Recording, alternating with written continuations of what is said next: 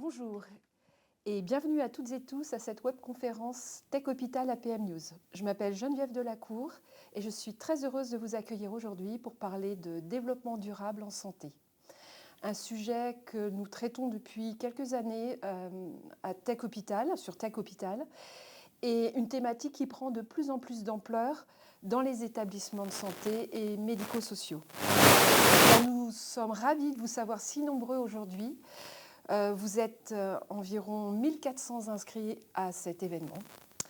Et avant de présenter nos 4 invités, j'aimerais partager avec vous quelques éléments de contexte. Alors, pour agir contre le réchauffement climatique, il faut compter nos émissions carbone. En France, pour le faire, on s'appuie sur un outil, une calculette, le bilan carbone. D'ailleurs, aujourd'hui, dans l'actualité, on a appris que la France a réduit de 4,8% ses émissions de gaz à effet de serre en 2023, soit le double par rapport à 2022. En 2021, le Chiffre Project a calculé pour la première fois les émissions carbone du secteur de la santé. Et le think tank a dit qu'elles représentaient environ 8% des émissions nationales, ce qui n'est pas négligeable. Et la moitié de ces émissions sont dues à l'achat de médicaments et de dispositifs médicaux. Alors, excusez-moi. Les établissements de santé ont pour obligation de faire ce bilan. Beaucoup se sont engagés dans la démarche, car tous veulent agir et réduire leur empreinte carbone ou s'engager dans une transition écologique. La décarbonation est un vaste sujet. Comment l'aborder ? Dans un premier temps, on va parler bilan carbone, de la méthodologie, des outils disponibles, de la collecte des données de terrain, de leur fiabilité et de la formation des hospitaliers à faire cet exercice. Et puis, dans une seconde partie, nous aborderons les actions à mettre en place pour réduire les émissions, le plan de transformation écologique et les facteurs limitant l'action. En troisième partie, nous aurons droit à un petit rappel réglementaire sur les obligations des établissements. Et puis, on évoquera les effets bénéfiques dans le fait d'adopter une politique durable, que ce soit en termes d'attractivité, de mobilisation des équipes. Nous échangerons pendant environ 1 heure. Vous pourrez poser vos questions ou laisser des commentaires en suivant le lien qui s'affiche sous le player. Nous prendrons quelques questions après la première partie qui sera un petit peu plus technique. Mais vous pourrez également poser vos questions tout au long de ce webinaire. Nous tenterons d'y répondre à la fin. Voilà, c'est parti. Alors, pour en discuter, j'ai le plaisir d'accueillir Cécile Klinger, directrice du département Transformation écologique et santé environnementale à l'Assistance publique Hôpitaux de Paris, qui finalise actuellement son 2e bilan carbone. Vous allez nous dire où vous en êtes exactement. Pour réaliser ce travail gigantesque et ambitieux, puisque la PHP compte 38 établissements, le CHU francilien a mis en place quelques actions innovantes que Mme Klinger va nous présenter dans quelques instants. Bienvenue à vous. Laurent Bizien, chargé de mission Efficience et Développement durable à la mission d'appui à la performance des établissements et services sanitaires et médico-sociaux des Pays de la Loire, la MAPES. C'est plus court. Il nous expliquera en quoi consiste le dispositif d'accompagnement appelé décarbonation qu'il a mis en place dans sa région. Richard Huet est expert à l'ANAP, l'Agence nationale de la performance sanitaire et médico-sociale, agence qui a une mission d'appui dans la réalisation des bilans carbone, des établissements de santé et du médico-social.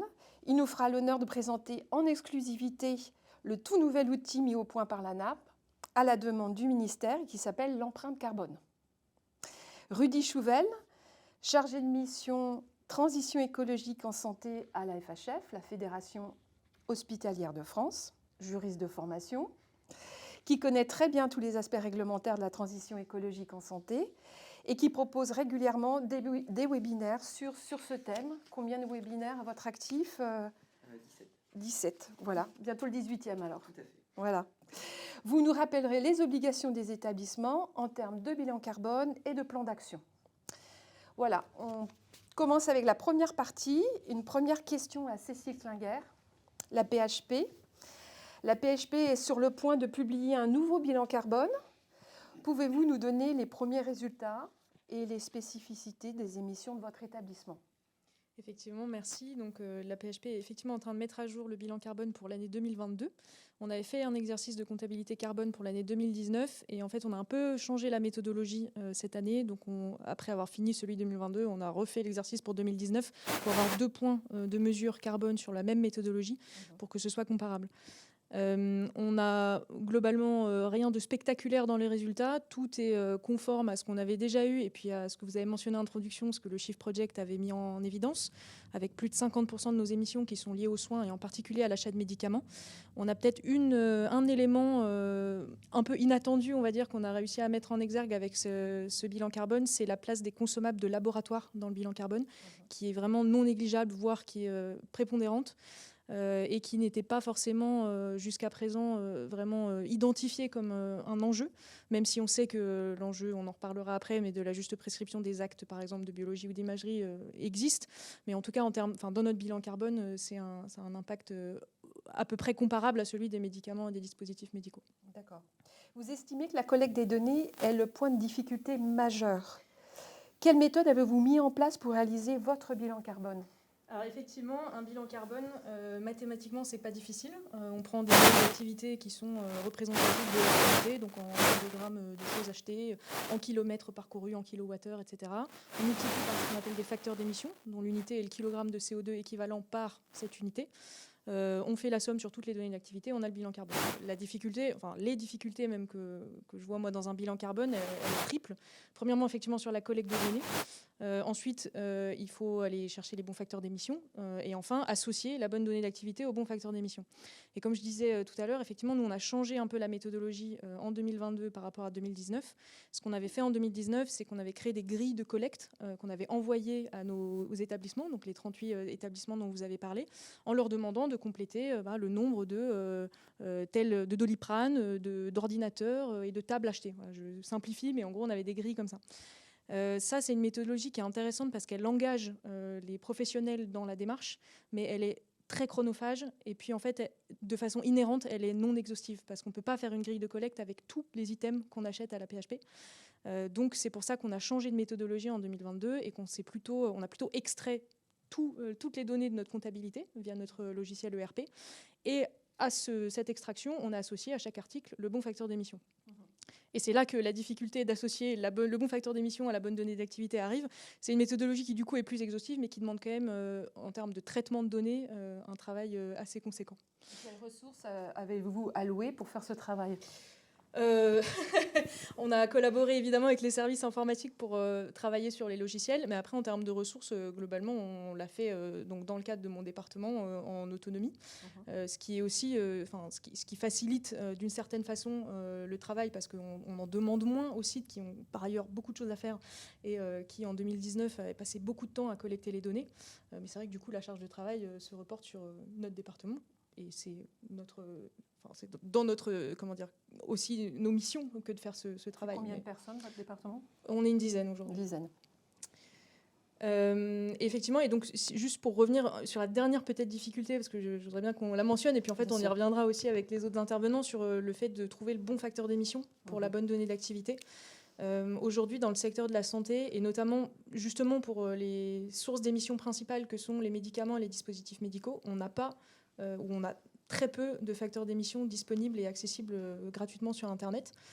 Et donc, on a quand même un enjeu à les obtenir d'une façon ou d'une autre, que ce soit via les fournisseurs qui nous les donnent, mais pour le moment, ce n'est pas trop le cas, ou de les estimer, parce que l'alternative, c'est d'utiliser ce qu'on appelle des ratios monétaires, qui, en fait, attribuent à chaque médicament ou dispositif médical des émissions proportionnellement au prix du médicament et du DM, ce qui est pas forcément pertinent, et ce qui en plus permet pas de comparer par exemple deux médicaments entre eux au-delà de il y en a un qui est plus cher que l'autre. Et donc effectivement, on a aussi en parallèle travaillé à la PHP sur une méthodologie pour estimer ces facteurs d'émission manquants et pour essayer d'être un peu plus précis dans notre bilan carbone.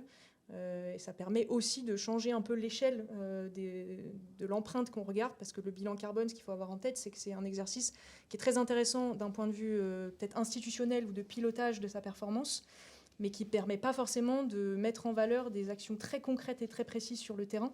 parce que c'est pas dans la méthodologie. La méthodologie est vraiment de sortir, l'objectif est de sortir un point qui représente les émissions de l'institution par catégorie, le soin, l'alimentation, les déchets, la mobilité par exemple.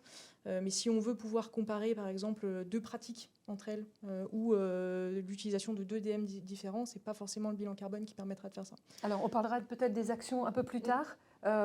Gardez-en sous le coude. on va passer à Richard Huet si vous n'y voyez pas d'inconvénient. Richard, vous à la NAP, vous travaillez à un nouvel outil qui permettra à tous les établissements de calculer leur empreinte carbone, un outil gratuit et qui s'appelle empreinte carbone, tout simplement. Est-ce que vous pouvez nous présenter cet outil ? Alors, mon empreinte carbone est une estimation de ces émissions de CO2. Donc, on est bien sur une notion d'estimation, d'évaluation. On n'est pas sur un bilan carbone précis, puisqu'on s'appuie sur ce qu'on appelle les ratios monétaires. Donc, on convertit toutes les données financières des lignes comptables grâce au facteur d'émission, pour reprendre ce que disait Cécile, en volume de CO2 émis.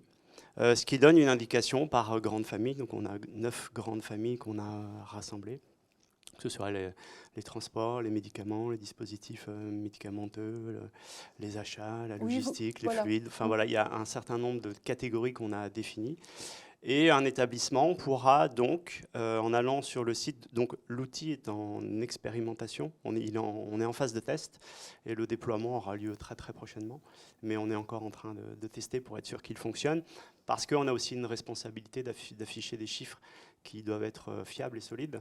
Donc sur cette notion de fiabilité, alors pour reprendre dans l'ordre, un établissement ira sur le site de la NAP, en 3 clics, il pourra visualiser en fait, sans avoir saisi la moindre donnée, une estimation de son empreinte carbone dans les grandes familles que j'ai citées tout à l'heure, en sachant qu'on aura plusieurs étages de lecture. On aura un chiffre national, on aura un chiffre régional, donc on pourra par région avoir le volume des émissions, l'estimation du volume des émissions. On pourra aussi par département avoir une lecture des émissions.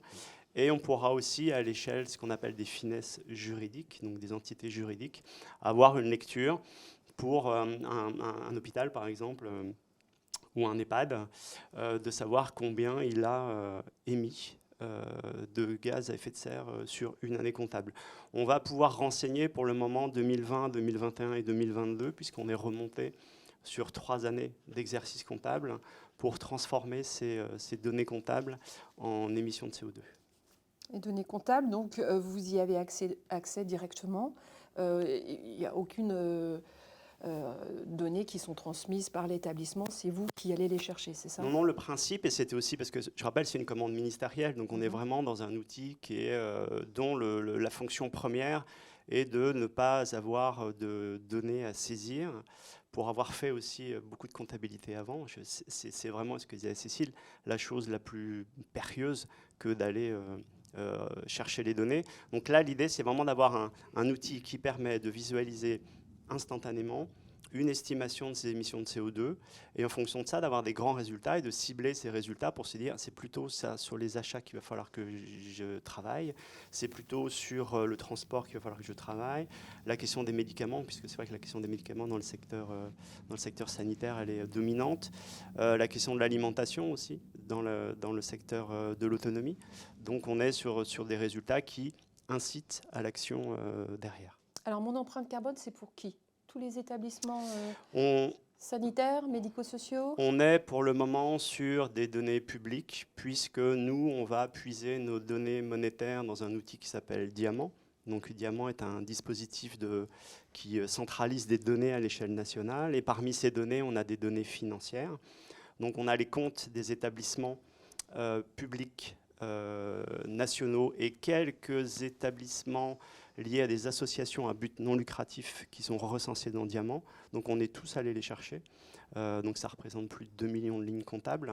On est tous allés les chercher et on les a traduits en facteurs d'émission. Donc pour le moment, c'est vraiment un outil à destination du secteur public. D'accord. Puisqu'il faut avoir accès à leurs données comptables. Est-ce que vous avez une date de publication, de mise en Prochainement. ligne ? Très prochainement. D'accord.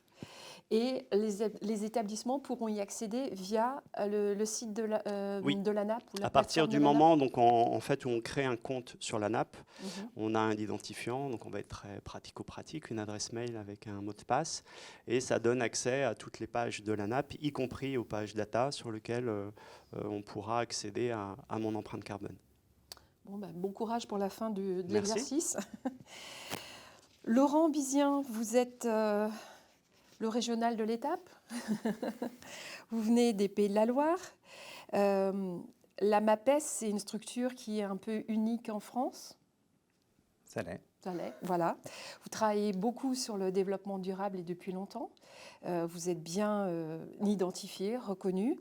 Et dernièrement, vous avez travaillé sur une thématique qui est la décarbonation, après avoir beaucoup travaillé sur l'énergie, sur la performance énergétique des établissements. Là, on parle de décarbonation.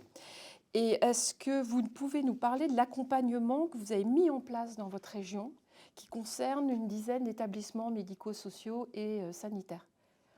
Oui, merci. En effet, la spécificité peut-être de la région consiste à attendre des établissements une prise en considération des enjeux carbone, des enjeux de transformation écologique par la force de notre action. Et ça se traduit par ce qu'on a appelé une promotion décarbonation. Alors peut-être pour rappeler quelque chose qui n'est pas très original à la base, c'est qu'on lance un marché, on lance une consultation, et puis on va s'entourer d'un prestataire qui va être en mesure de réaliser un bilan carbone et un plan de transition.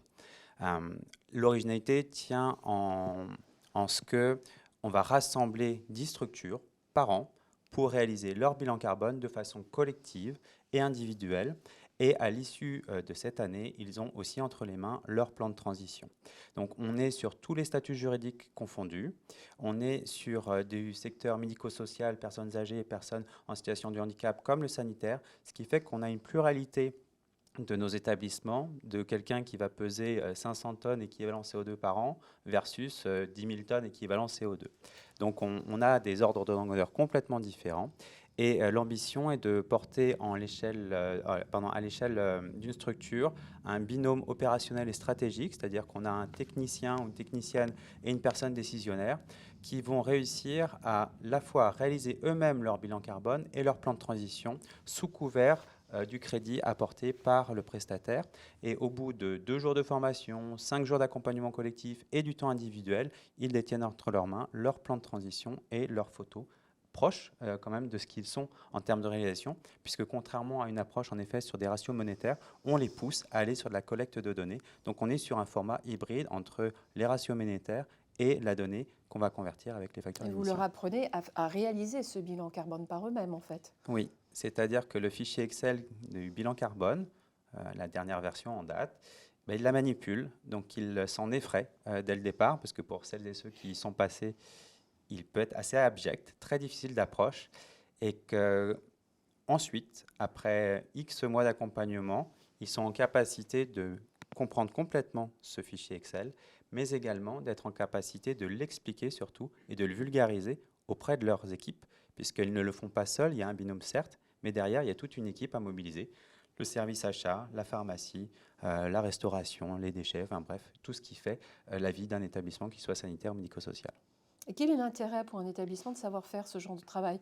Parce que vous avez utilisé un adjectif un peu fort pour décrire ce travail. Donc, quel est l'intérêt de le faire par eux-mêmes?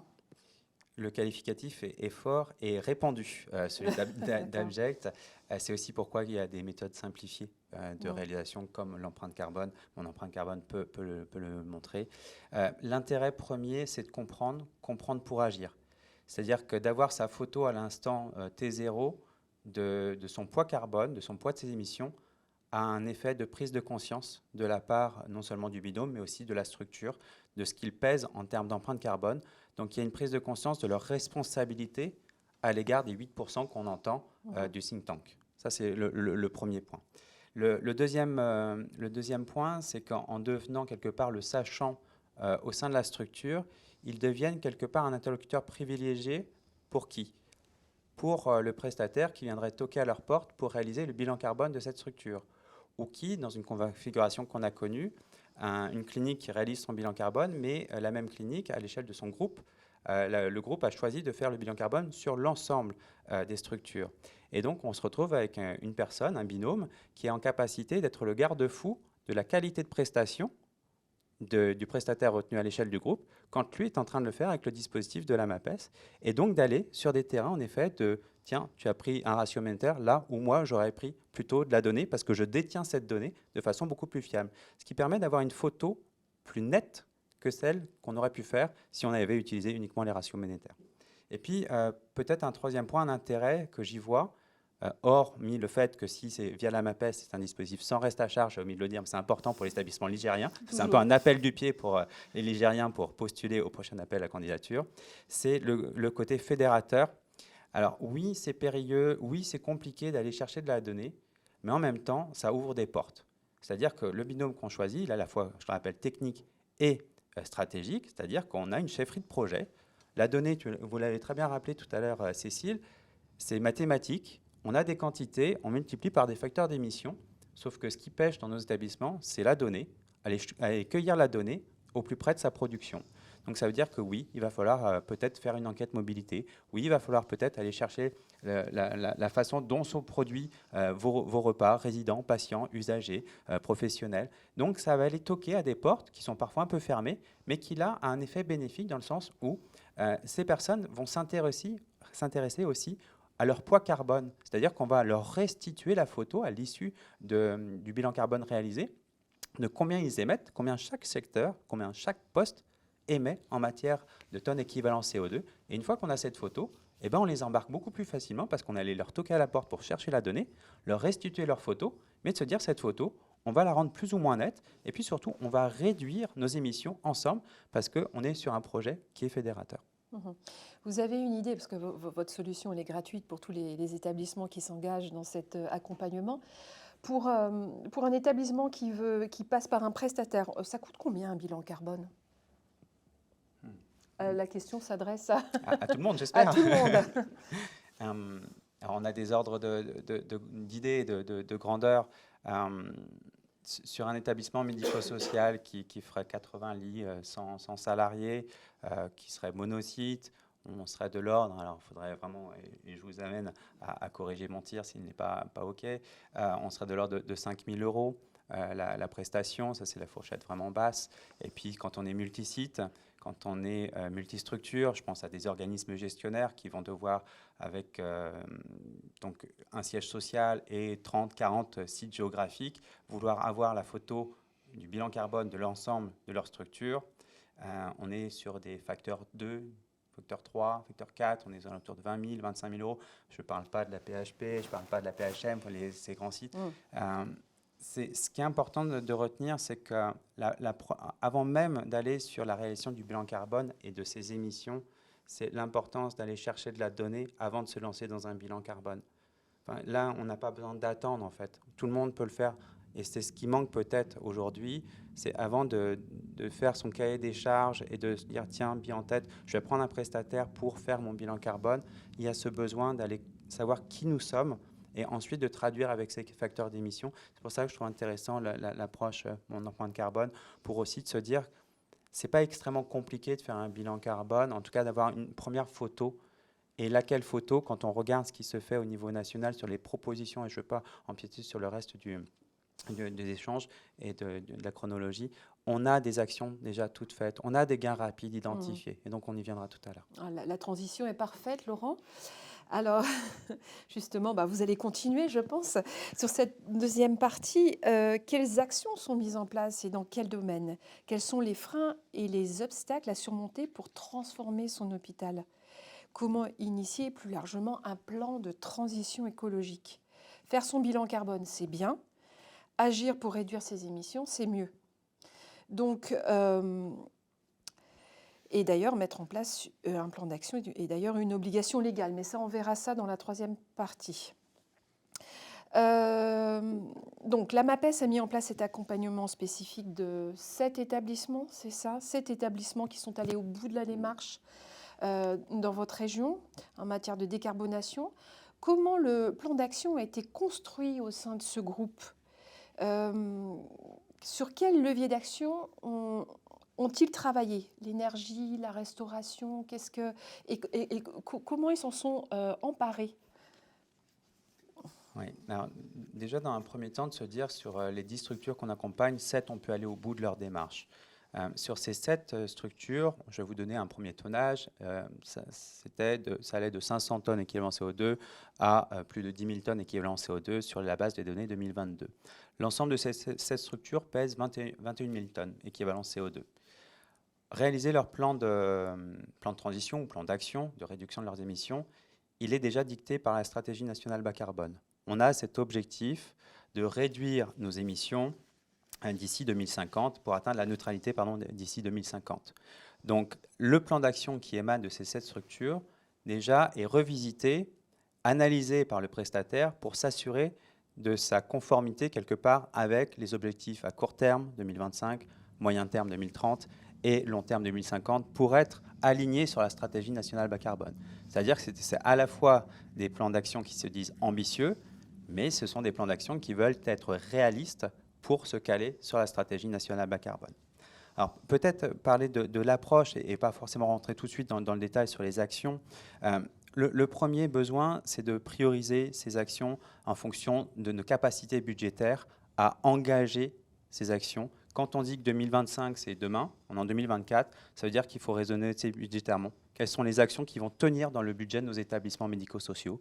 Quand on est à 2030, on doit raisonner avec les plans globaux de financement pluriannuel. C'est quoi notre objectif à 5 ans? Est-ce que notre programme pluriannuel d'investissement tient compte de ces objectifs de décarbonation? Donc, il y a vraiment un côté, je vais faire des actions, oui, mais c'est sous couvert de les intégrer dans le projet stratégique de l'établissement et de les intégrer d'un point de vue perspective et projection financière. Sinon, on pourra certes faire les gains rapides que j'évoquais tout à l'heure, et on pourra en citer quelques-uns, et encore faut-il vraiment clairement les identifier. Mais le besoin est vraiment d'aller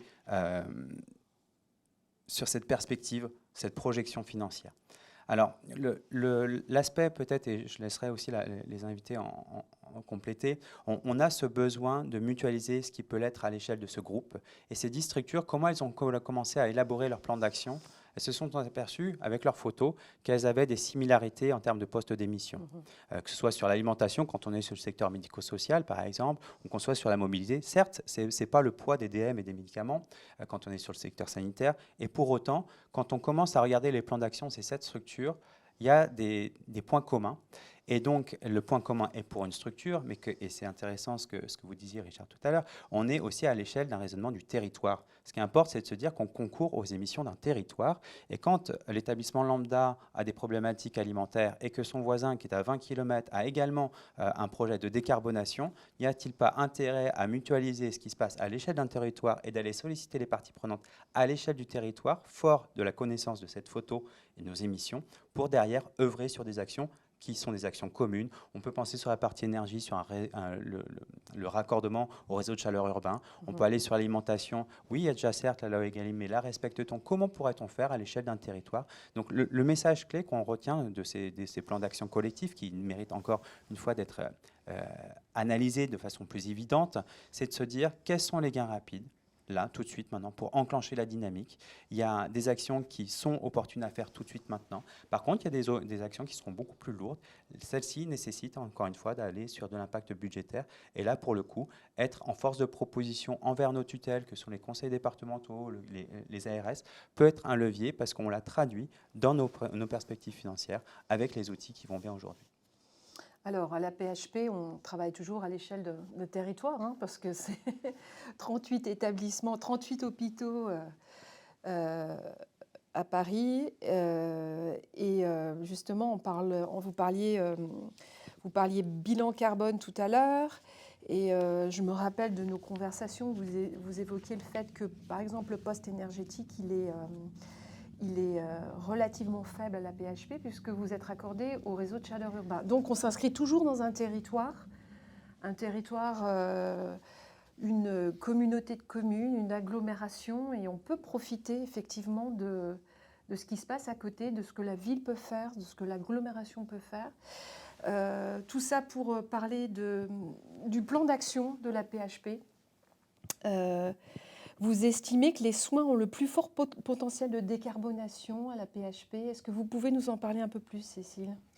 Oui, bien sûr. Alors, effectivement, en tant qu'établissement, pour le coup, hospitalier, comme pour tous les autres, le soin, donc l'achat, comme je disais, médicaments, dispositifs médicaux, consommables de laboratoire, gaz médicaux, tout ce qui est usage unique aussi pour le soin, les masques, les surchaussures, ce genre de choses, ça représente plus de 50% de nos émissions. Donc c'est effectivement à la fois donc, dans le bilan carbone ce qui pèse le plus, et puis mathématiquement ce qui a aussi le potentiel de décarbonation le plus important si on agit sur ces éléments-là. D'accord. Et alors, comment rendre les soins plus éco-responsables ? C'est un vaste sujet, c'est un sujet un peu nouveau, on va dire, dans le développement durable. Il émerge, il y a un questionnaire qui a été diffusé par la DGOS à ce sujet. Est-ce que comment à la PHP, on s'empare de ce sujet ? Alors effectivement, c'est un sujet qui est peut-être moins ancien, en tout cas dans les mentalités peut-être que d'autres, comme l'énergie, qui est quand même traitée de façon beaucoup plus importante depuis plus longtemps. Il y a un intérêt économique aussi là-dessus. Oui, mais en fait pour le soin aussi. C'est-à-dire qu'on peut tout à fait réfléchir et c'est ce qu'on veut faire, à comment consommer moins de médicaments, par exemple, gérant mieux les stocks. On a un sujet de péremption, par exemple, de gestion des péremptions, sur lequel on a une certaine marge de manœuvre et qui permettrait d'aller dans la bonne direction au niveau carbone et aussi de diminuer nos coûts. On a des sujets, par exemple, si on reste sur les médicaments, sur les pratiques également. Et il y a un sujet là qui monte pas mal en ce moment sur le IV versus Péros. Donc, est-ce qu'on injecte des médicaments à des patients ou est-ce qu'on leur donne en comprimé, par exemple ? Voilà. Pour donner les exemples. On sait que la version comprimée est responsable de beaucoup moins de gaz à effet de serre que la version IV. Donc c'est aussi en termes de pratique pure des choses qu'on peut porter au sein des services pour dire, voilà, quand on a le choix, peut-être privilégier le comprimé plutôt que l'injection.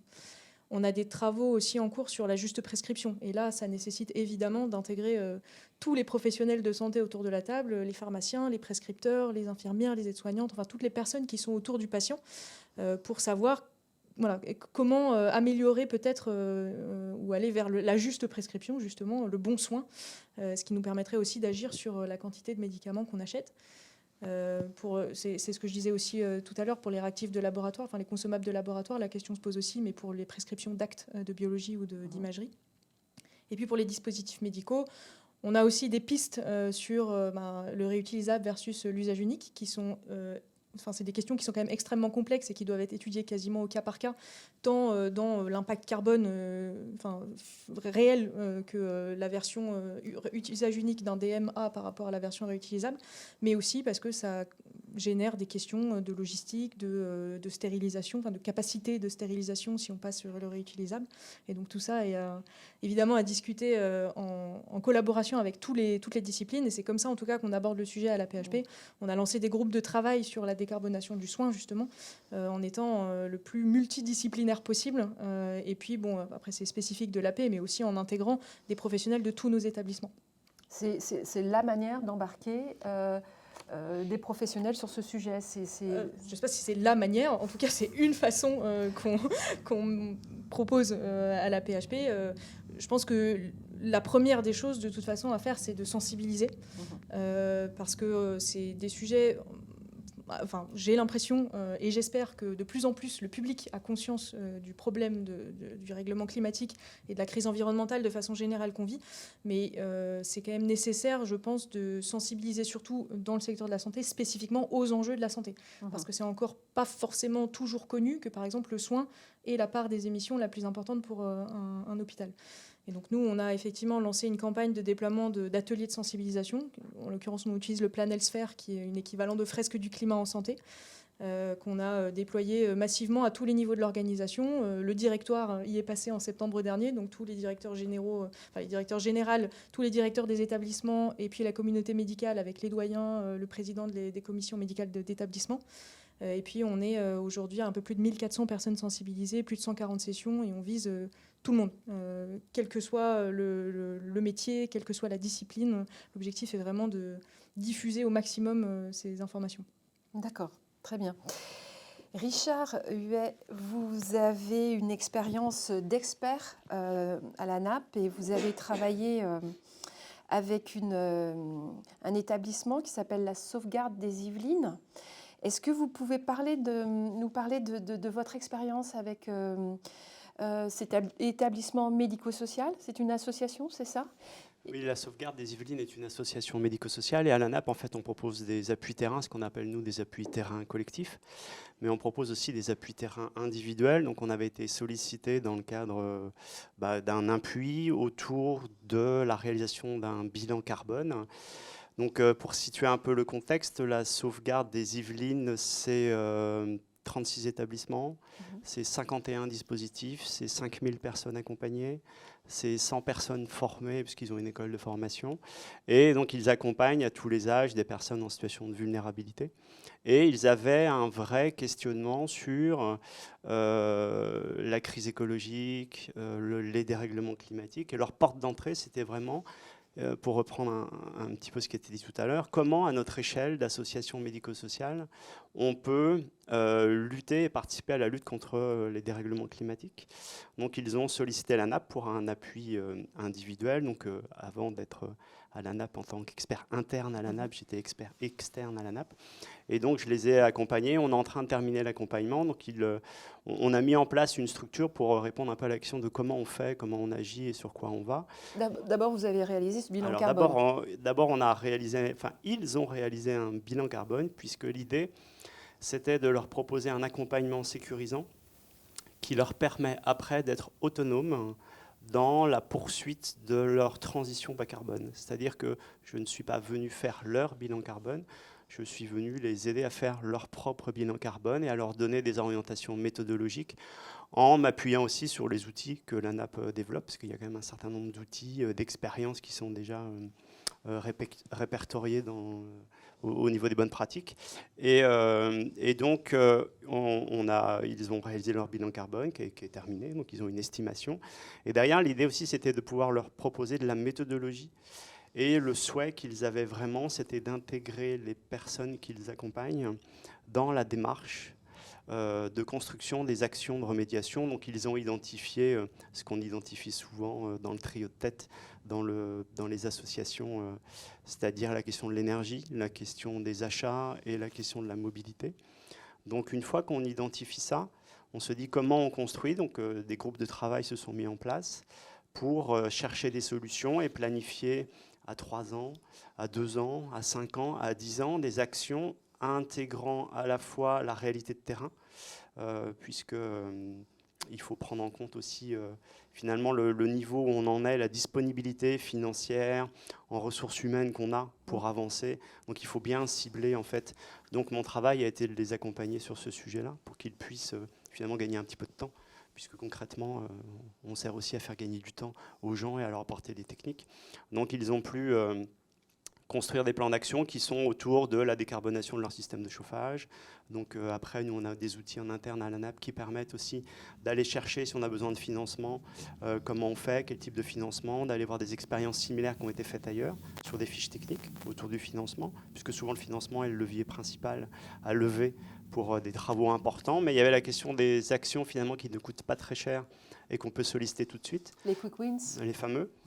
Les fameux dont tout le monde parle, parce qu'en fait, c'est une vraie porte d'entrée dans le sujet. C'est-à-dire qu'on commence par ça et on a des résultats assez rapides qui viennent aussi mobiliser et rendre compte que oui, c'est possible en fait. Avec peu d'investissement, peu d'efforts, c'est possible d'avoir des résultats. Donc après, ils sont sur des solutions d'électrification de leur parc automobile, mais en le mutualisant aussi. Il ne suffit pas de remplacer une voiture carbone par une voiture électrique. Il faut aussi repenser la question du déplacement, la question de la mobilité. Donc c'est un vrai travail et c'est tout l'intérêt de pouvoir avoir des groupes de travail avec des personnes bénéficiaires des prestations de l'association, c'est d'être au plus près de la justesse, pour ne pas dire la justice, mais de la justesse aussi des actions qu'on va conduire. Enfin, qu'ils vont conduire. Ouais, quand on a préparé ce webinaire, vous disiez, là, on est un petit peu dans le dernier kilomètre, et il est un petit peu long, le dernier kilomètre. C'est un peu difficile de boucler ce plan d'action. Est-ce que vous pouvez nous dire pourquoi ? En fait, le dernier kilomètre, c'est souvent une expression que j'utilise en lien avec la mobilité, où c'est voilà, le dernier kilomètre, comment on le fait, quoi. Est-ce qu'on le fait à pied, à vélo, quel type, voilà. Et donc, sur cette question-là, c'est quels sont les derniers leviers, quelles sont les dernières personnes qu'on va aller chercher, solliciter, quelles sont les dernières organisations qu'on va mettre en place pour être sûr que toute l'énergie qu'on a dépensée à construire un plan, ça va fonctionner. Et souvent, c'est sur des petits détails, sur des petites orientations ou la petite chose à laquelle on n'a pas trop pensé parce qu'on était sur des enjeux assez importants qui peuvent freiner et mettre à mal la réalisation de l'action qu'on a. Et donc, sur des questions techniques, il faut s'assurer que c'est faisable, réalisable. Voilà. Parce que quand on se lance dans ce genre d'opération, on doit obligatoirement embarquer sa direction. La direction de l'établissement, on est bien d'accord. C'est un fondamental. Oui. C'est un fondamental. La question de la gouvernance est un fondamental. C'est tant que la gouvernance... Alors après, c'est pas que l'ANAP ou moi qui le dis, c'est vraiment un fondamental de la littérature sur le sujet. Tant que la gouvernance n'est pas à fond sur la question, c'est très périlleux et très énergivore de se lancer sur le sujet. Et puis on peut très bien travailler et puis au final ne jamais appliquer le plan d'action. Oui, c'est ça, parce qu'à un moment donné, de toute façon, on va solliciter des investissements, on va solliciter des plans pluriannuels d'investissement, on va solliciter des dépenses, on va solliciter de l'énergie, du RH, de l'achat, de la logistique. Il y a forcément un moment donné, on va aller poser les questions aux gens qui décident, donc autant qu'ils soient dès le départ prêts à recevoir les questions qu'on va leur poser. Très bien, merci. Alors nous allons aborder, on est parfait dans le timing, on va aborder la troisième partie sur les obligations réglementaires. Alors, depuis 2013, si je ne me trompe, Rudy, c'est ça, le Code de l'environnement impose aux établissements de santé recevant plus de 250 personnes la transmission de leur bilan carbone tous les 3 ans à l'ADEME, donc l'Agence de la transition écologique. Est-ce que vous pouvez nous en dire plus? Est-ce que j'ai bien résumé la situation? Oui, c'est très bien résumé, c'est tout à fait ça. Donc effectivement, toutes les entités qui ont plus de 250 salariés doivent effectivement effectuer leur BGS, enfin leur bilan carbone tous les 3 ans dans le secteur public. Force est de constater que tous les établissements publics ne le font pas. On voit qu'il y a, c'est entre un tiers, un quart qui le fait. Donc ça reste un sujet, même si c'est un chiffre peut-être à nuancer, parce qu'il y a eu récemment justement des modifications sur le champ du bilan carbone. Donc avant... Maintenant, on parle plus en scope, mais je vais garder quand même la terminologie. Donc, effectivement, avant, c'était en scope 1 et 2. Et depuis 2022, enfin, applicable, depuis un décret de juillet 2022, applicable au 1er janvier 2023, c'est les 3 scopes. Donc, on compte les émissions directes et les émissions indirectes. Un bilan carbone complet. Complet, voilà. Et ça, c'est quelque chose qui est plus récent, qui est plus coûteux. On parlait du prix tout à l'heure, parce que forcément, ça a un impact. Certains établissements avaient d'ailleurs décidé de le faire déjà de façon complète. Il faut quand même... notamment la PHP. Donc voilà, on peut rendre hommage. Mais voilà, maintenant, en tout cas, il n'y a pas vraiment le choix. Et force est de constater que les DREAL, donc certaines administrations déconcentrées de l'État qui travaillent sur ces sujets, relancent régulièrement les établissements. Donc peut-être Laurent, vous pourrez en dire un mot. Mais cette relance n'est pas anodine dans la mesure où il peut à la clé y avoir des sanctions. Les sanctions au départ étaient de quelques milliers d'euros. Elles sont passées à 10 000 euros, puis 20 000 en cas de récidive. Et depuis la loi Industrie verte, on est passé à 50 000 euros et 100 000 en cas de récidive. Quelle que soit la taille de l'établissement, oui. On est bien d'accord. Oui. Et donc, la question qui se pose, c'est est-ce que des administrations déconcentrées de l'État vont mettre des amendes à des hôpitaux pour ne pas avoir transmis leur bilan carbone? Bon, il y a effectivement peut-être un débat là-dessus. Je ne sais pas si je ne peux pas dire que ça ne se fera pas, parce que peut-être que dans un certain...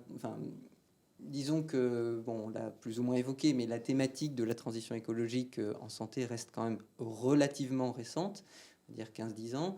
Le fait de faire des bilans carbone, on voit que les établissements ont mis du temps un peu à s'y mettre. Peut-être qu'effectivement, dans les prochaines années, je doute que des amendes de 50 000 ou 100 000 euros tombent pour les établissements. Se dire que dans 10 ans, ça n'arrivera pas, j'en suis pas forcément... Enfin, je ne mettrai pas ma main au feu non plus. Sachant que les DREAL, comme vous le disiez, et Laurent Bizien l'a constaté dans sa région, commencent à relancer les établissements sur cette question, savoir où est-ce que vous en êtes dans votre bilan carbone, est-ce que vous l'avez transmis, vous ne l'avez pas transmis, quand est-ce que vous allez le transmettre, etc. Oui, peut-être Vous l'avez constaté. Juste un mot, en effet, là-dessus, sur la première promotion qu'on accompagnait l'an passé.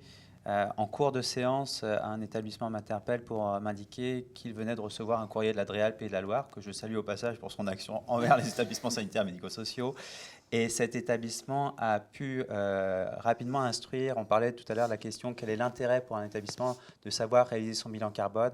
C'est aussi d'apporter à un tiers, donc en l'occurrence les services de l'État, la garantie, la caution quelque part de la compréhension et de la prise en compte de l'établissement de ce qu'est un bilan carbone et de son plan de transition, et puis d'avoir cet intérêt de comprendre quelles sont les étapes qui vont être à réaliser, donc comprendre que c'est une durée quand même assez longue, hein. On parle de plusieurs mois pour avoir cette photo et son plan de transition à la clé. Donc l'Adréal Pays de la Loire a envoyé une salve de courrier, mais ce n'est pas que l'Adréal Pays de la Loire, hein. Il y a d'autres Adréal qui l'ont fait. Et Auvergne-Rhône-Alpes. Et en l'occurrence, ça a eu un effet intéressant puisque la deuxième promotion qui vient de se lancer en janvier 2024, sur les 8 structures présentes, la moitié d'entre elles venaient de recevoir le courrier de l'Adréal. Ah. Et là encore, ils ont pu signifier qu'ils auraient leur bilan carbone et leur plan de transition d'ici la fin de l'année, ce qui a eu pour effet bénéfique, en tout cas, de se dire que la démarche est enclenchée. De là à parler de sanctions, on verra par la suite. Ce qui pourrait être intéressant, par contre, je le pose ici, c'est qu'on ait une meilleure idée de qui sont nos établissements que l'Adréal va contrôler en termes de poids d'émissions de gaz à effet de serre, puisque là, on pourrait imaginer des promotions dédiées aux plus gros émetteurs pour derrière avoir les leviers tout de suite enclenchés. Pour Oui, compléter, allez-y, Rudy, bien je me sûr. permets de compléter sur... en fait, ça fait le lien avec le temps précédent. C'est sur l'engagement. En fait, on voit que le fait que les DREAL se mobilisent pour faire appliquer la réglementation, encore une fois, on voit que c'est aussi pour engager les établissements, en l'occurrence, à faire leur photographie, justement, la plus nette possible pour ensuite engager un plan. Il y a un autre élément peut-être sur la réglementation qui est assez récent aussi, c'est la loi RIST, c'est le L6143-2 du Code de la santé publique qui prévoit maintenant que le projet d'établissement comporte un volet éco-responsable pour les établissements publics.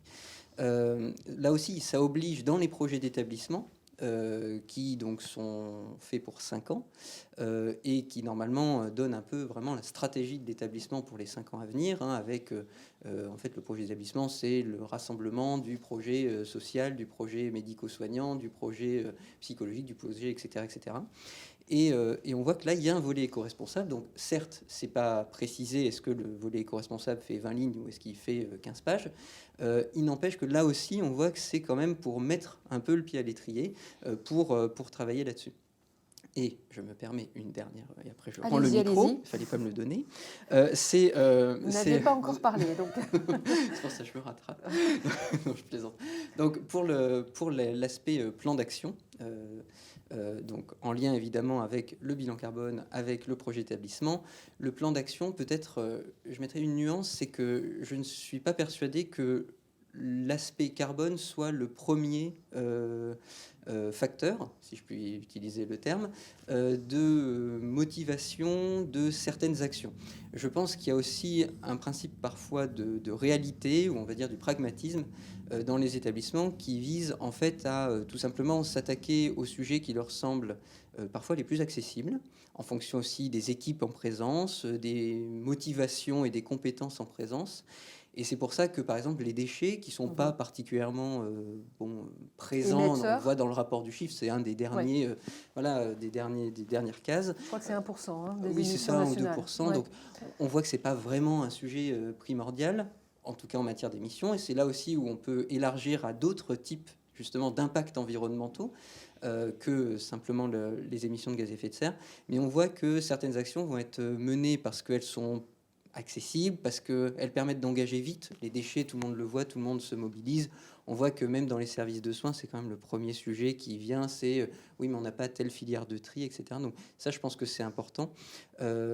Et d'un autre côté, on voit que d'autres, par contre, peuvent avoir un impact direct sur les émissions de gaz à effet de serre, mais vont être beaucoup plus compliquées à mettre en place.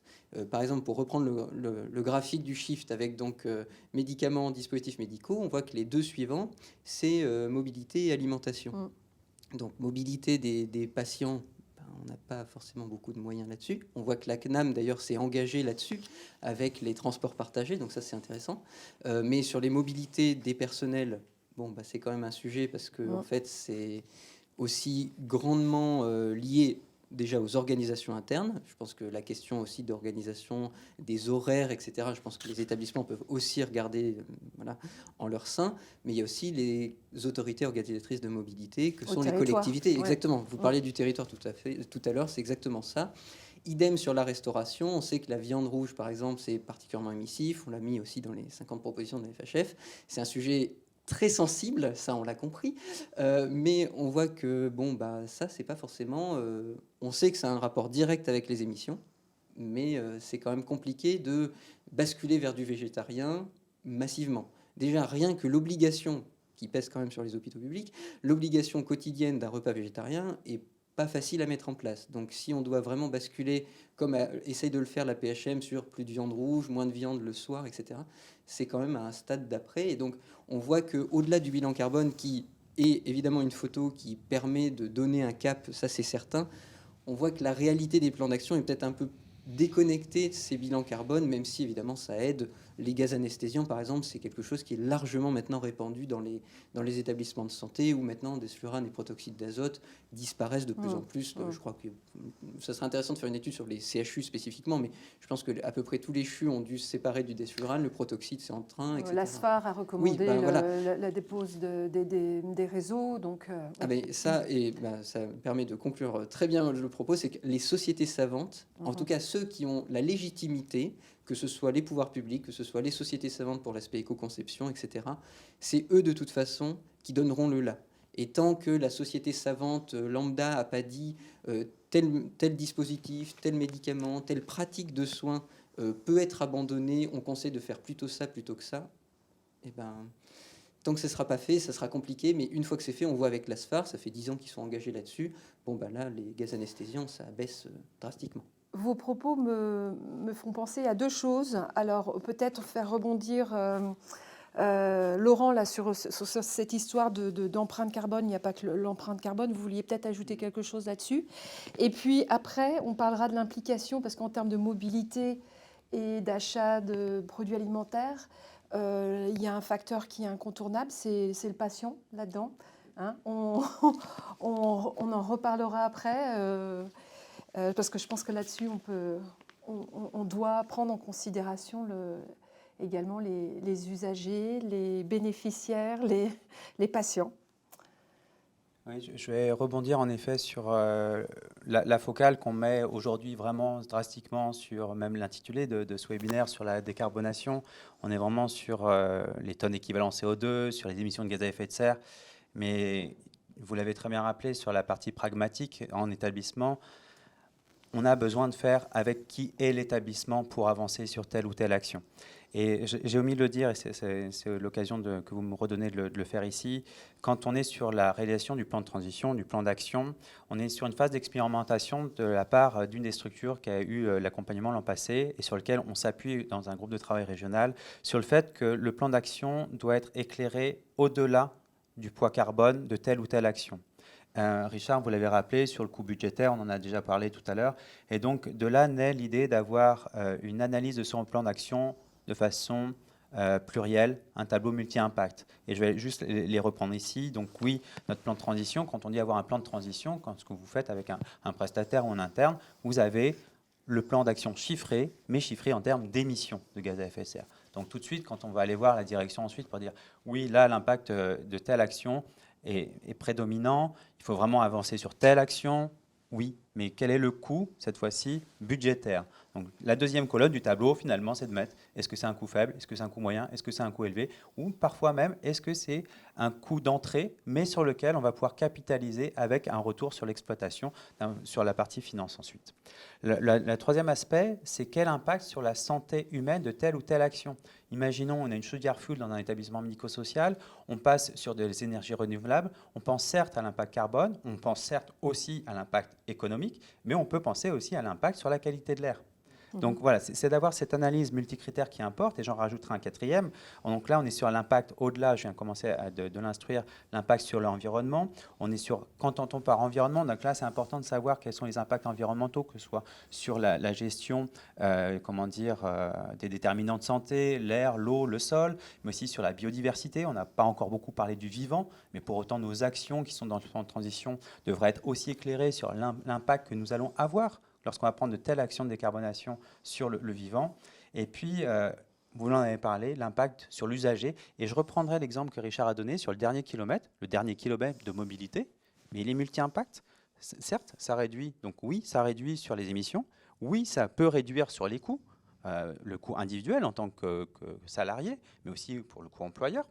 Le troisième aspect, on n'a que aujourd'hui on entend l'action par le sport, la promotion de la santé par le sport. Ça concourt à avoir une meilleure santé, de pratiquer au quotidien du vélo taf plutôt que de faire ces 2 ou 3 kilomètres en voiture, sans vouloir stigmatiser, mais ce sont vraiment des impacts sur la santé humaine dont on parle. L'impact sur l'environnement, on reparle là, si on est sur une voiture émissive, si on prend le vélo, que ce soit électrique ou vélo sans assistance, on est sur un impact sur la qualité de l'air, quand on est sur une ville saturée d'un point de vue critère.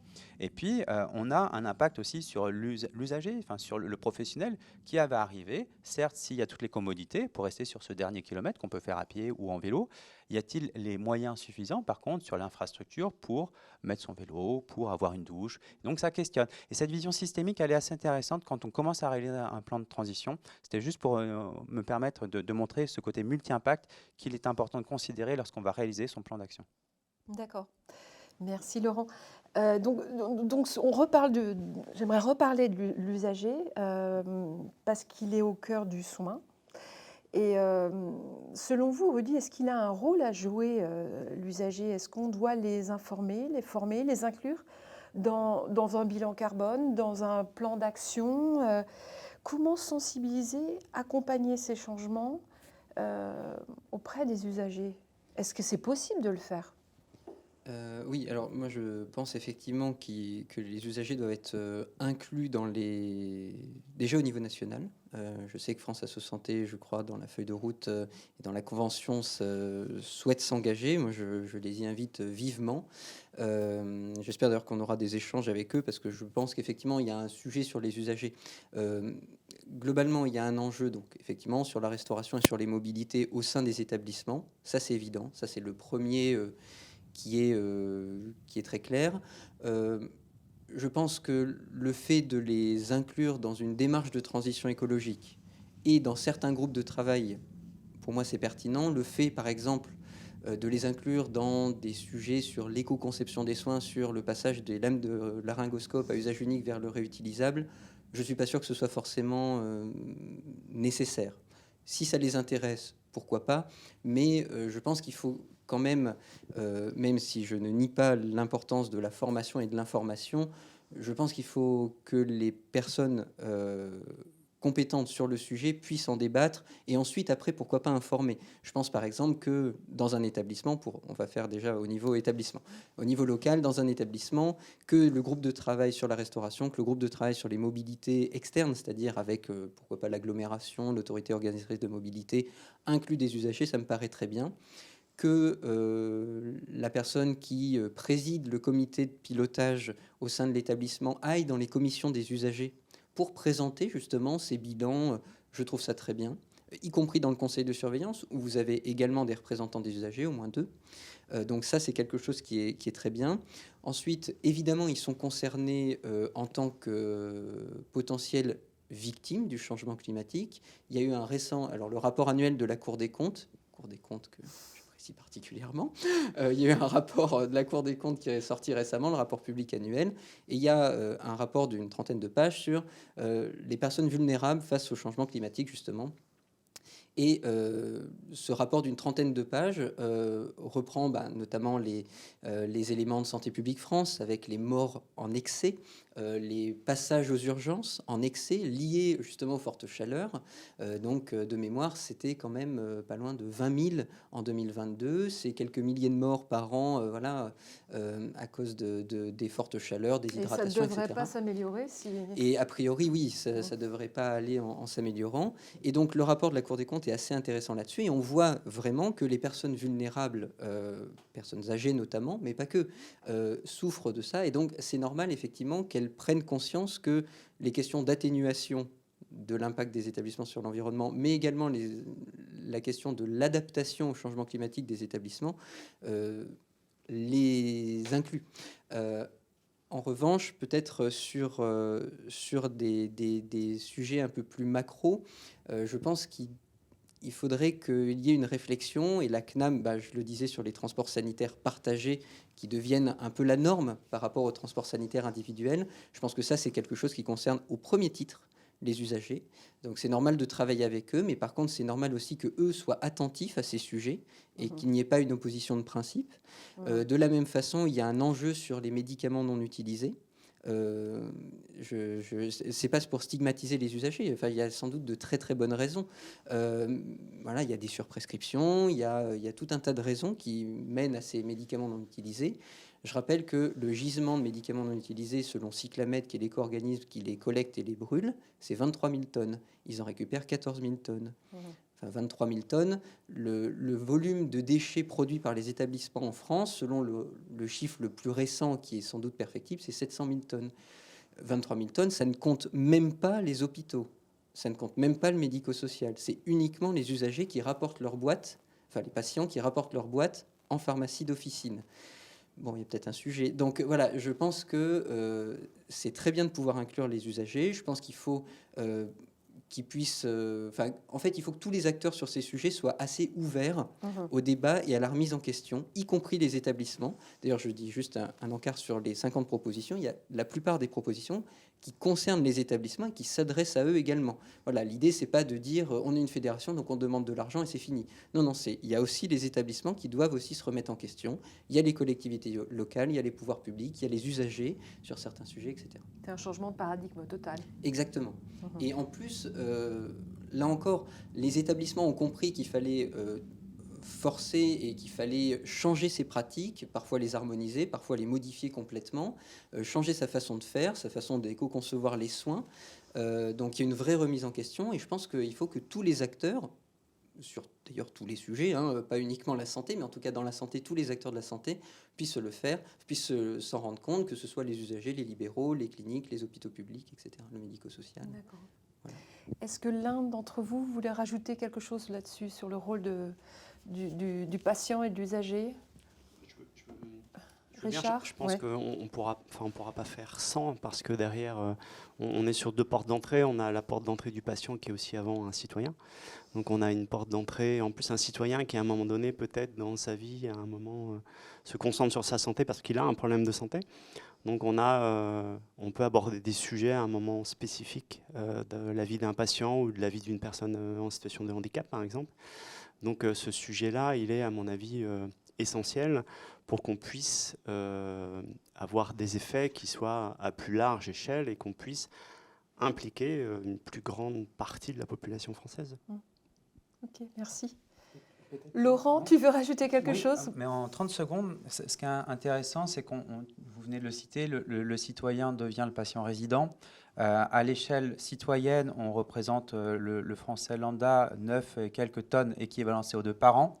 Les premiers chiffres que nous avons en Pays de la Loire sur les établissements, avec un ratio par lit ou par patient, si on est par lit, on est aussi aux alentours de 10 tonnes équivalent CO2 par patient ou par lit, selon comment on compte, sachant que la trajectoire est à 2 tonnes d'ici 2050. Ce qui veut dire qu'on peut faire un parallèle assez évident, c'est-à-dire que si on veut décarboner à l'échelle individuelle, il faut avoir cette trajectoire à 2 tonnes, et si on est patient résident, on a aussi cette trajectoire à 2 tonnes. Cette similarité nécessite d'être confirmée avec les chiffres à l'appui, mais c'est intéressant, en tant que résident, patient, salarié, citoyen, peu importe, l'objectif est à 2 tonnes d'ici 2050. D'accord, merci. Malheureusement, le temps file et on va devoir passer à la session des questions. Juste...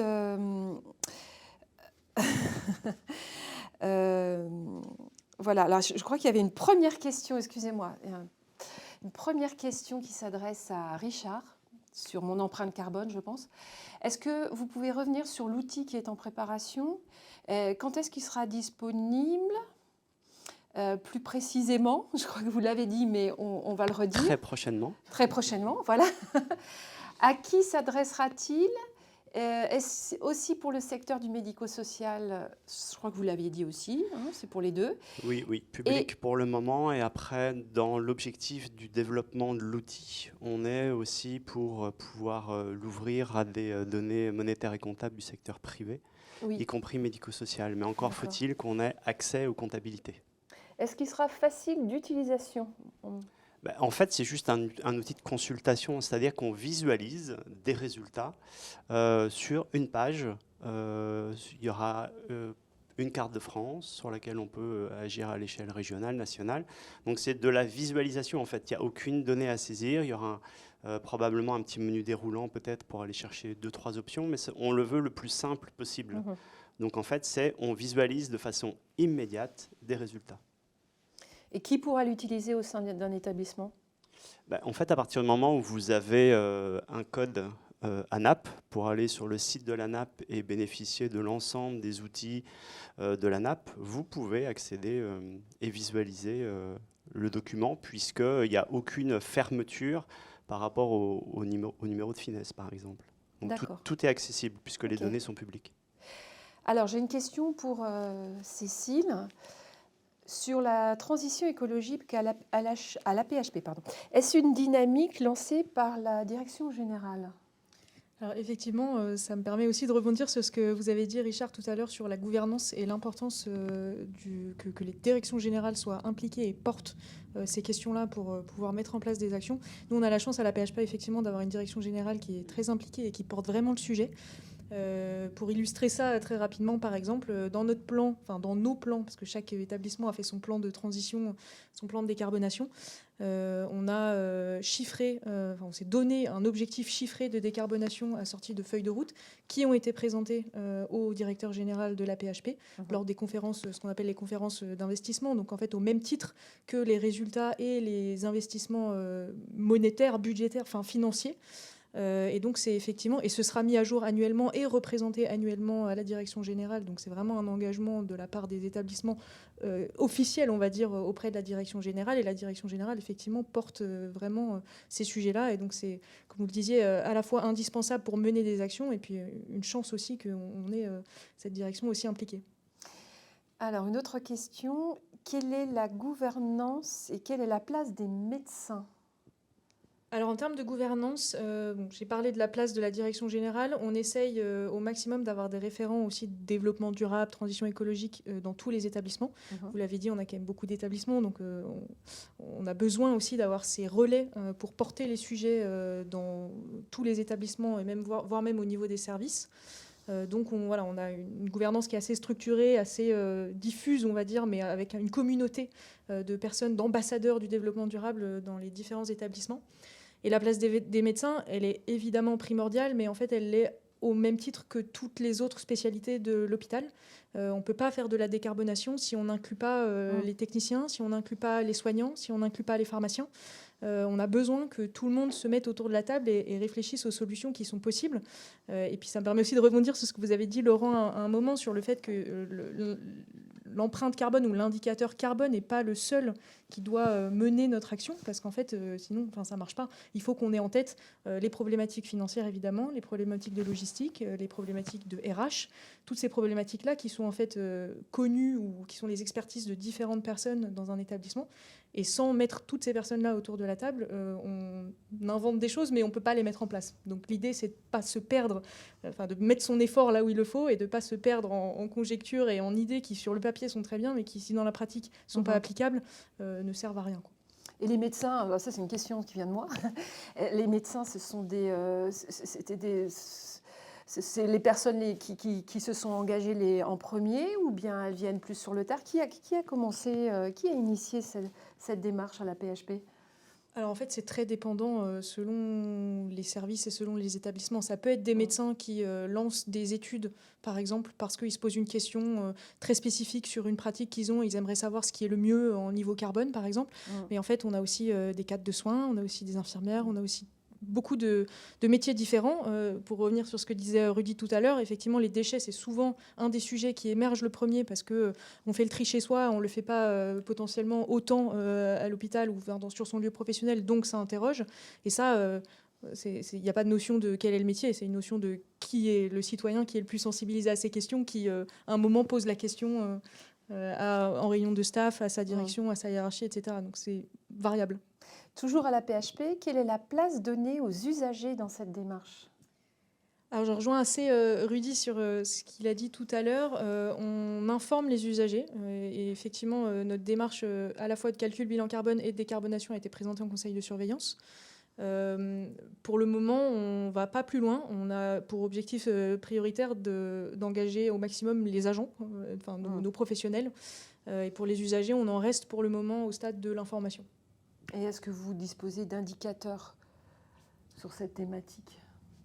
Alors, en termes d'indicateurs, on crée des indicateurs.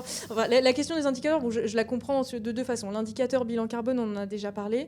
Ensuite, il y a les indicateurs éventuellement qui montrent l'efficacité des actions qu'on met en place. Et ça, c'est une question aussi qui est importante à poser parce que c'est pas évident quand on se dit qu'on veut mettre en place une action, de savoir exactement comment l'évaluer. Mais je pense que c'est primordial de réussir à l'évaluer justement pour montrer si, d'une part, l'action a été efficace, et puis de nouveau dans cette logique d'effort, de voir quels ont été les efforts nécessaires pour la mettre en place, et est-ce que ces efforts-là ont été bien mis entre guillemets, ou est-ce qu'ils auraient été mieux utilisés pour une action qui au final aurait eu un impact plus important.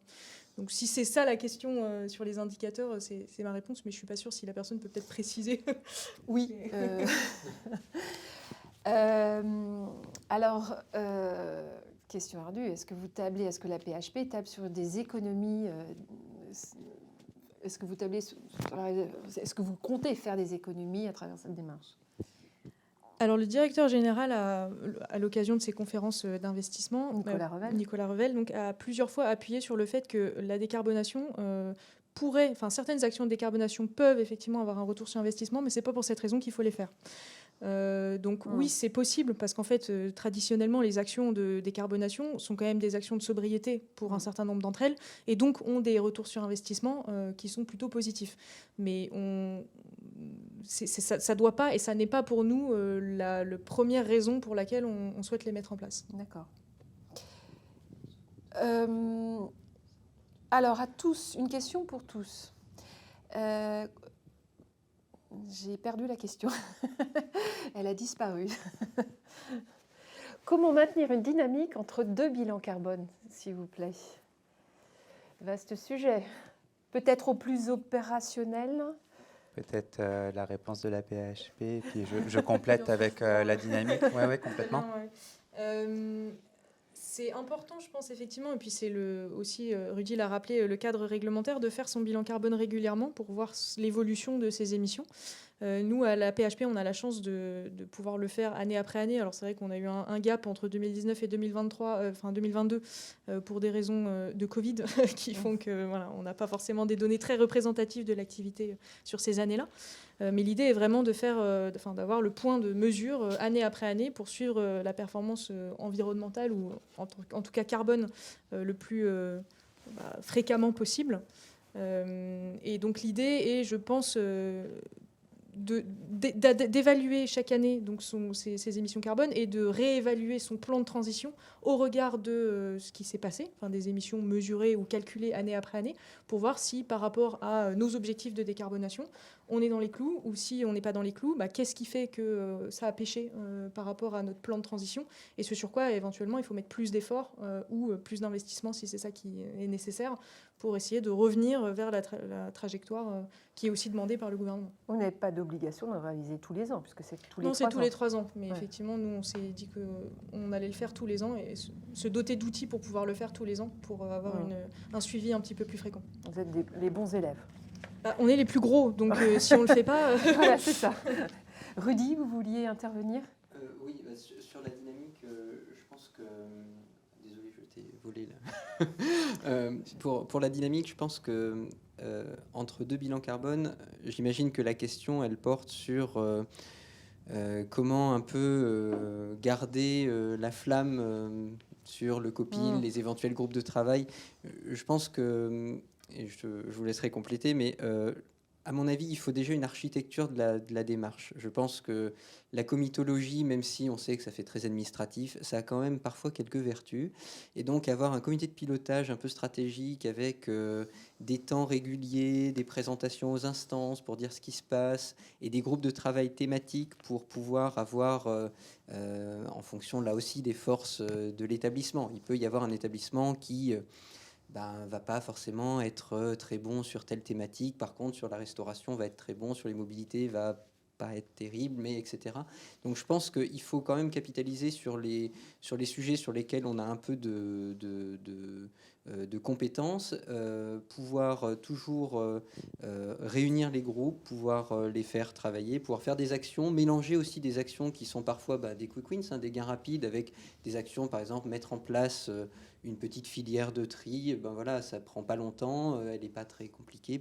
Voilà, ça fait une première action à mettre dans la case. Et par ailleurs, peut-être mener des projets de plus grande ampleur, d'éco-conception des soins avec des analyses de cycle de vie à faire. Je pense que c'est un peu conserver une architecture, conserver une dynamique avec toujours des réunions et toujours pouvoir se réunir entre spécialistes d'un sujet, s'obliger à faire des bilans, des objectifs qui sont présentés en instance et évidemment pouvoir évaluer. Je pense qu'on parlait des indicateurs, il y avait une question dessus. Je pense que les indicateurs permettent aussi de mesurer aussi le chemin qui a été parcouru. Alors, quand c'est pas très positif, ça peut effectivement être un peu décourageant.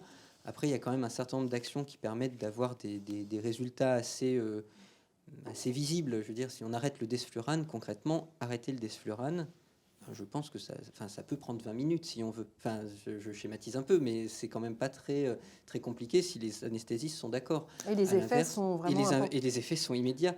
À l'inverse, effectivement, mener un projet de restauration durable où on va réfléchir à peut-être revenir à la vaisselle, acheter des produits labellisés, labellisés ou bio pour répondre à la loi Egalim, etc. Oui, effectivement, ça va être un peu plus long. De même, et en plus, il y en a pour tout le monde. C'est-à-dire qu'il peut y avoir aussi les travaux d'économie d'énergie. Les travaux bien financés par les C2E, c'est quelque chose qui peut se faire assez vite. Effectivement, il faut avoir une direction des travaux qui soit un peu dynamique là-dessus. Mais voilà, il n'y a pas de billets à mettre. C'est le principe des C2E, en tout cas pour les travaux les mieux financés. Donc ça aussi, ça permet de maintenir une dynamique, y compris sur l'aspect énergie. Enfin, voilà, il y a tous les sujets qui peuvent être, je pense, un peu maintenus comme ça sur le feu. Voilà. Et on peut prendre le sujet par tous les bouts. Il n'y a pas de bon ou de mauvais chemin. Oui, il faut faire aussi en fonction. Là aussi, il y a un principe de réalité, de pragmatisme. Faites en fonction des forces que vous avez en présence. Voilà, si vous voyez qu'il n'y a pas de dynamique, alors quel que soit votre métier, si vous voyez qu'il n'y a pas de dynamique sur la restauration, parce que c'est pas la peine, la personne est absente, il n'y a pas de dynamique, c'est compliqué, il y a un mauvais climat social, etc. C'est pas grave, mais faites autre chose. Voilà. Vous vouliez intervenir, Laurent? Oui, en complément, en 3 points rapides, entre 2 bilans carbone qui peuvent être espacés de 3 ans ou 4 ans en fonction de son statut, c'est de ne pas attendre 3 ou 4 ans. Je vous pose juste la stat de la promotion précédente. Près de la moitié des structures qui ont réalisé leur bilan carbone l'an passé avec la MAPES souhaitent le refaire dès cette année. Pourquoi ? Parce qu'ils ont capitalisé sur une démarche et ils ne veulent surtout pas perdre leur savoir-faire. Et donc ça, c'est réitéré. Voilà. Alors oui, ça peut être fastidieux, oui. Ça posera peut-être la question des moyens, oui, on y reviendra. Ça, c'est le premier point, ne pas attendre. C'est aussi, le deuxième point, c'est continuer à sensibiliser à grande échelle. Profiter de ce temps pour sensibiliser patients, résidents, usagers, salariés, parce qu'on a la preuve que ça marche aussi d'aller faire des fresques du climat ou des planétosphères auprès des résidents patients, parce qu'ils ont leur percussion, leur appropriation propre du sujet.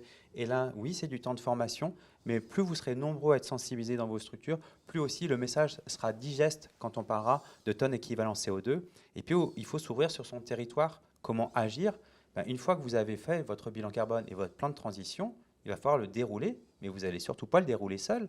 Les partenaires, vous l'avez rappelé tout à l'heure, sur la partie mobilité, sur la partie alimentaire, il faut réussir à communiquer, largement communiquer, pour interpeller toute la chaîne de valeur sur la réalisation du bilan carbone et comment réussir à maintenir cette dynamique en s'ouvrant sur son territoire.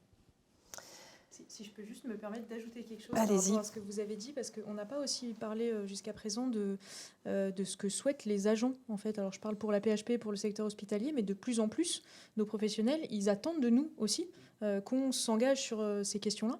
Et donc, ça arrive de plus en plus souvent qu'en entretien de recrutement, la personne demande: est-ce que vous avez fait un bilan carbone? Est-ce que vous avez mis en place des actions de décarbonation au niveau du service ou au niveau de l'hôpital? Et donc, je pense que la dynamique aussi de cette démarche, exactement, elle va aussi être portée par les personnes qui vont de plus en plus être en attente de notre démarche et puis d'intégrer des établissements dans lesquels ces éléments sont pris en compte et sont structurés. Du coup, ça répond en partie à cette question. La transition écologique crée-t-elle de nouveaux métiers à l'hôpital ? Moi, je pense complètement, mais pas uniquement à l'hôpital. Enfin, c'est-à-dire qu'on assiste à un changement de société de paradigme. Qui nécessite qu'on ait de nouvelles compétences. Alors, en fait, effectivement, on a de nouveaux métiers. Un des métiers, par exemple, à l'hôpital, qui je pense est nouveau, c'est le métier de CTES, de conseiller en transition énergétique et écologique en santé. Mais au-delà des métiers, on a aussi de nouvelles compétences dans des métiers existants. Si on pense, par exemple, aux acheteurs, on parle de plus en plus des achats durables. Ça nécessite que les acheteurs acquièrent ces compétences pour savoir qu'est-ce qu'on met comme clause dans un marché pour chercher le fournisseur qui sera le plus vertueux d'un point de vue écologique. Alors, il y a une question qui est un peu incontournable, qui arrive un peu à la fin et qui je pense, est très importante. Alors, c'est une question qui s'adresse à la PHP, à vous, Cécile, mais qui s'adresse à tout le monde, en fait. Sur quel type de financement s'appuie la décarbonation sur quel type de financement?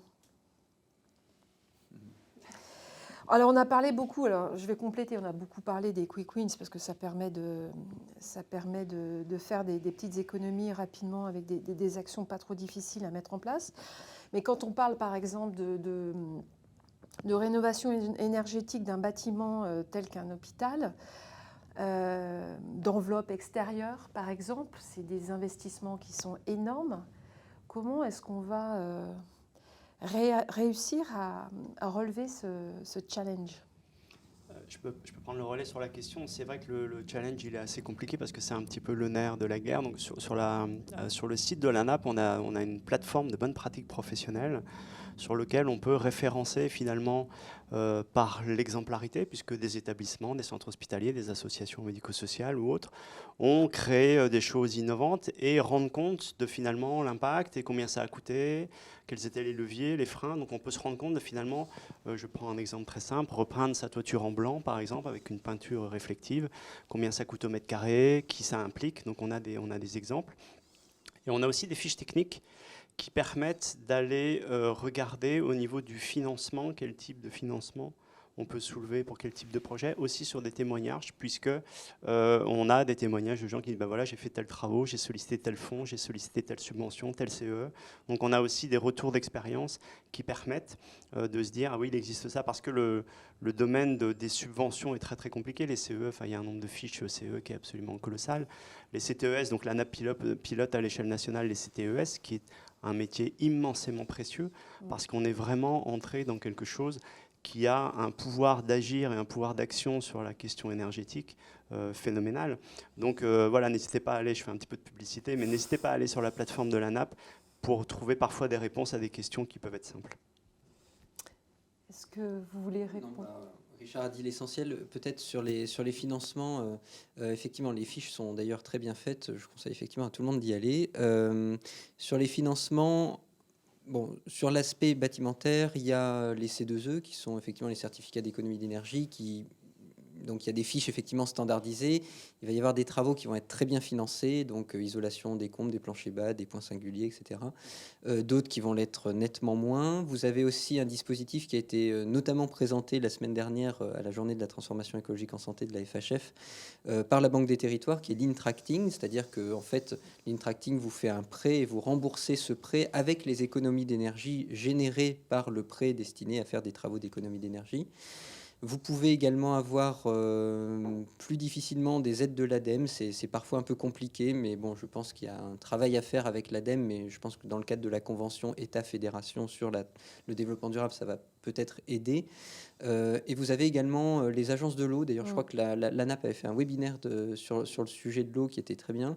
Les agences de l'eau peuvent parfois financer des actions qui vont permettre des économies d'eau. Ça peut être des tunnels de lavage, ça peut être des actions sur les fuites, etc. Donc voilà. Mais je reconnais que sur l'aspect financement, en dehors vraiment de l'axe consommation, énergie, fluides divers et variés, c'est quand même un peu compliqué de pouvoir avoir des financements, à part des appels à projets très spécifiques, par exemple de la DGOS sur le plastique, ou des choses comme ça. C'est quand même un peu compliqué d'avoir des financements vraiment dédiés. Évidemment, les CTES qu'il faut quand même mentionner, qui ont été financés pendant 3 ans par l'État. D'accord. Est-ce que quelqu'un a envie de rajouter quelque chose sur la question du financement, puisqu'en Oui, fait, Richard. dans la planification écologique du système de santé, il y a la question d'un guichet unique qui permettrait aussi d'avoir accès à des facilités. Donc là, c'est aussi l'ANAP, on travaille sur le sujet et on va embaucher quelqu'un sur cette question-là pour finalement, un établissement a des travaux, il dit voilà, je vais faire tel travaux, j'ai besoin de connaître sur ma région, sur ma localisation, là où j'habite, quels sont les types de subventions sollicitables. Et donc, j'espère que très rapidement, on sera en mesure de pouvoir répondre en fait et de proposer, voilà, il y a ça en fonction des caractéristiques du projet. Laurent, vous l'avez cité à plusieurs reprises, les CTES, c'est de l'ingénierie de projet en amont d'une phase travaux. C'est un garde-fou par rapport à ce qu'un BE va pouvoir préconiser en termes de solutions. Un bureau d'études va pouvoir préconiser. On peut faire le parallèle sur la décarbonation. Enfin, ce dont on est en train de parler, c'est de la ressource mutualisée à l'échelle d'un organisme gestionnaire ou d'un groupement hospitalier territoire ou d'un GCSMS, enfin, peu importe le groupe constitué derrière ou d'un groupe privé. On a ce besoin de mutualiser de la ressource, on pourra en témoigner plus largement, mais d'avoir mis en place un réseau de CTES à l'échelle d'un territoire permet de faire une économie d'échelle plutôt que d'avoir sa propre RH en interne dédiée et qui n'apportera pas forcément la compétence nécessaire au su de la pluralité des dossiers qu'elle a à couvrir, rien que sur la partie énergie. Donc on pourrait très bien imaginer un organisme gestionnaire, encore une fois un groupe, avoir un chargé de projet décarbonation à l'échelle de son territoire, à l'échelle de son groupe de structures à réaliser, plutôt que d'avoir un portefeuille budgétaire à mener sur la réalisation, par exemple, de 40 bilans carbone à titre individuel. Si vous avez en interne une compétence sur le sujet, là, il y a forcément une économie d'échelle, non seulement sur la réalisation de cette photo, mais aussi ensuite sur le suivi du plan de transition, parce que c'est bien de ce dont on parle, c'est on a notre photo qui nous a coûté tant peut-être en la faisant, mais combien ça va coûter ensuite de l'instruire, et là, cette ressource dédiée pourrait avoir son sens. Rudy, un dernier mot, parce que je vois que le temps file et on pourrait continuer longtemps, je pense. C'est juste sur le financement, peut-être que vous pouvez essayer de voir aussi la plateforme Aide Territoire. Dans l'attente du guichet unique qui, je pense, sera bien plus performant pour les établissements de santé, parce que la plateforme Aide Territoire est pas mal, mais n'a pas le volet santé, en fait. C'est un peu le problème. Mais peut-être que cette plateforme peut aider dans un premier temps, mais en tout cas, on l'avait appelé d'ailleurs de nos voeux, enfin, la FHF l'avait appelé de ses voeux. Donc je trouve que c'est très bien d'avoir un guichet unique sur ces sujets. C'est effectivement le nerf de la guerre et c'est ce qui manque beaucoup. Eh bien, je pense que ce sera la parole de la fin, parce que le temps file et nous n'avons plus de questions, me semble-t-il. Donc voilà, en espérant que cet échange vous aura intéressé. Alors déjà, un grand merci à nos 4 intervenants. Certains sont venus de loin. Enfin, non, pas en avion. Merci donc à nos services techniques, sans quoi cette conférence n'aurait pas pu se faire. Et puis vous dire que cet événement gratuit a été organisé avec le soutien de Dalkia et Shadow. Alors à noter enfin que vous pourrez accéder à notre replay dès demain. Et enfin, merci à vous tous de nous avoir suivis. Bonne fin de journée.